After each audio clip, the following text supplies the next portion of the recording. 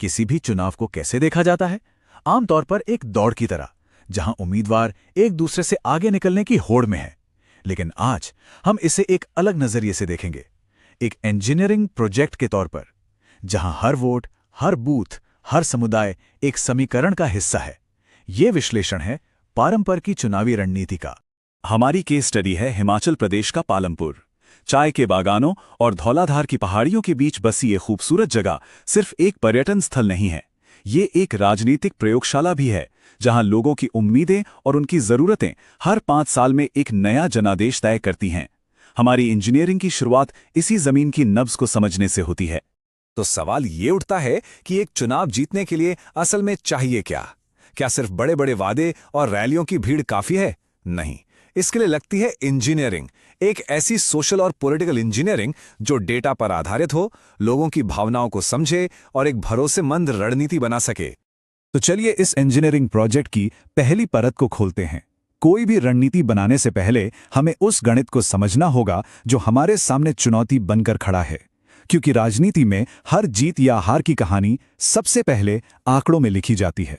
इस एक नंबर पर गौर कीजिए, 5328। ये कोई मामूली संख्या नहीं है। 2022 के चुनाव में जीतने वाले और हारने वाले उम्मीदवार के बीच वोटों का फासला बस इतना ही था। यही वो आंकड़ा है जो इस सीट की पूरी चुनौती और अवसर दोनों को एक साथ बयां करता है। ये 5328 लोगों के फैसले हैं।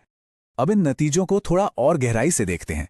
2022 में कांग्रेस को लगभग 54% वोट मिले, जबकि बीजेपी को करीब 44.5%। पहली नजर में ये लगभग 9% का अंतर बहुत बड़ा लग सकता है, लेकिन चुनावी इंजीनियरिंग में हम इसे एक खाई के तौर पर नहीं, बल्कि एक मैदान के तौर पर देखते हैं। एक ऐसा मैदान जहां अगला चुनाव लड़ा जाना है। तो इन नंबरों से हमारा लक्ष्य क्या तय होता है? हमारा लक्ष्य है लगभग 6% का वोट स्विंग। इसका मतलब यह है कि अगर हम लगभग 5,500 वोटरों की सोच को बदल पाएं या उन्हें अपने पक्ष में कर पाएं, तो इस सीट का नतीजा पूरी तरह से पलट सकता है। अब हमारे पास एक साफ गणितीय लक्ष्य है। लेकिन ये 6% वोटर मिलेंगे कहां से? इन्हें ढूंढने के लिए हमें इस क्षेत्र के अतीत में झांकना होगा। हमें पालमपुर की राजनीतिक याददाश्त को समझना होगा।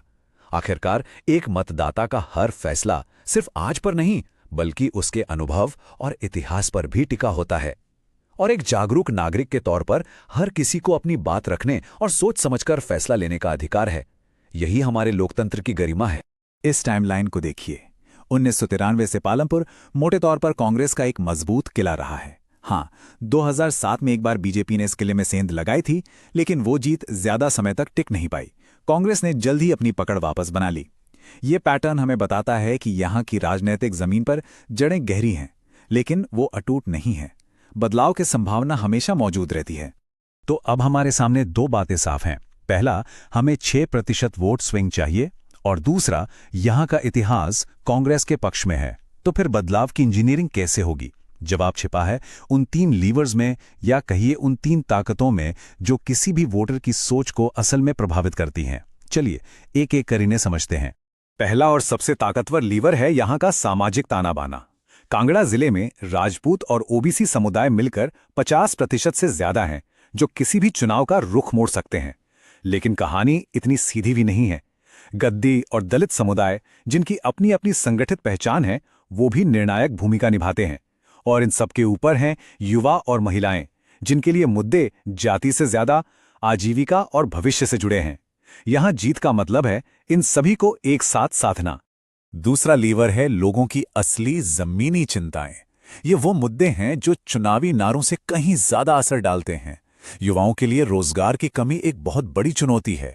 गांवों को जोड़ने वाली खराब सड़कें और जमीन के इस्तेमाल को लेकर चल रहा संघर्ष कि क्या वो पर्यटन के लिए इस्तेमाल हो या शिक्षा के लिए, ये वो बातें हैं जो सीधे लोगों के जीवन पर असर डालती हैं और आखिर में उनके वोट का फैसला करती हैं। और तीसरा और शायद सबसे अहम लीवर है कहानी, यानी नैरेटिव। वोटर को कौन सी कहानी सुनाई जा रही है? एक तरफ है मौजूदा पार्टी की कहानी जो विरासत और एक परिवार के प्रति वफादारी पर टिकी है, और दूसरी तरफ है एक चुनौती देने वाले का नैरेटिव जो एक नए चेहरे और विकास के एक नए एजेंडे का वादा करता है। वोटर को इन दोनों में से एक कहानी चुननी है। क्या वो परंपरा के साथ जाएंगे या परिवर्तन को मौका देंगे? तो अब तक हमने चुनावी गणित, इतिहास और उन 3 लीवर्स को समझ लिया है जो जीत की रणनीति बनाते हैं। लेकिन एक चुनाव जीतना ही सब कुछ नहीं है। असली काम तो उसके बाद शुरू होता है। अब हम बात करेंगे शासन के जनादेश की, क्योंकि चुनाव जीतना मंजिल नहीं है, ये तो जनता की सेवा करने की जिम्मेदारी की शुरुआत है। तो फिर जनता का विश्वास कैसे जीता और बनाए रखा जाए, यह है उसका एक सीधा साधा ब्लूप्रिंट। पहला कदम, लोगों के दरवाजे तक जाइए और उनकी शिकायतों को ध्यान से सुनिए। यहां यह समझना जरूरी है कि लोगों की निजी जानकारी का सम्मान किया जाए। भारत का डीपीडीपी कानून साफ कहता है कि किसी भी सर्वे के लिए पहले सहमति लेना और डेटा को सुरक्षित रखना अनिवार्य है। दूसरा कदम, उन्हीं शिकायतों के आधार पर एक स्थानीय मिनी घोषणा पत्र बनाइए। तीसरा, ऐसे कामों पर ध्यान दें जिनका असर जमीन पर जल्दी दिखे। और चौथा और सबसे जरूरी, आप जो भी कर रहे हैं उसके बारे में लगातार लोगों से संवाद करें, पारदर्शिता बनाए रखें। अगर आप एक जन केंद्रित नेता बनना चाहते हैं और अपने निर्वाचन क्षेत्र को आगे ले जाना चाहते हैं, तो blueprintstrategies.ai से mgr@blueprintstrategies.ai पर संपर्क करें या 08040041602 पर कॉल करें। राजनीति से परे एक उद्देश्य के लिए।